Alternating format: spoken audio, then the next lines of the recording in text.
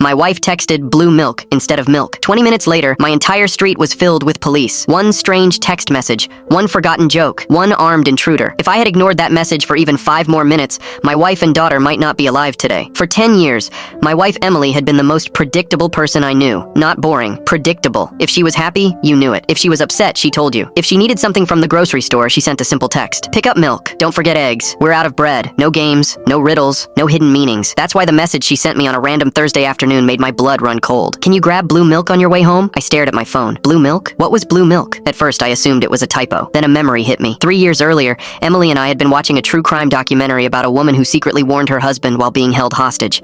After the documentary ended, Emily laughed and said, "If I'm ever in danger and can't tell you directly, I'll use a code word." I laughed. Like what? She looked at the refrigerator and said, "Blue milk." I nearly choked. "That's the dumbest code word ever." She smiled. "Exactly. That's why you'll remember it." We never talked about it again, or so I thought. Now those exact words were on my screen. Blue milk. I called her immediately. She answered on the first ring. "Hey babe." Her voice sounded normal. Too normal. "Everything okay?" I asked. "Yep, everything's fine." Something felt wrong. 10 years with someone teaches you things. Not facts. Patterns. Breathing. Pauses. The way they say fine when nothing is fine. Then I heard it. A man's voice. Very faint. Behind her. My stomach dropped. "Who's there?" "Oh," she said quickly. "Just a friend helping me move boxes." That made no sense. We weren't moving anything. Emily never let strangers in the house. "You don't need to come home early," she added. My heart stopped. I had never said I was coming home. The call ended. I grabbed my keys and ran. I called 911 while driving. My wife sent a code word. "Something is wrong." The dispatcher paused. "You think someone is in the house?" "I know someone is in the house." Her tone changed. "Units are on the way." Halfway home, I called my neighbor Mike, retired military. "Mike, look at my house." A minute later, he called back. "There's a black van in your driveway." "We don't own a van." "I know. What else?" "All the curtains are closed." My blood went cold. Emily never closes curtains in the daytime. "I just saw someone walk past the window," he added. "Emily?" "No, a man." I pressed harder on the gas. By the time I reached my street,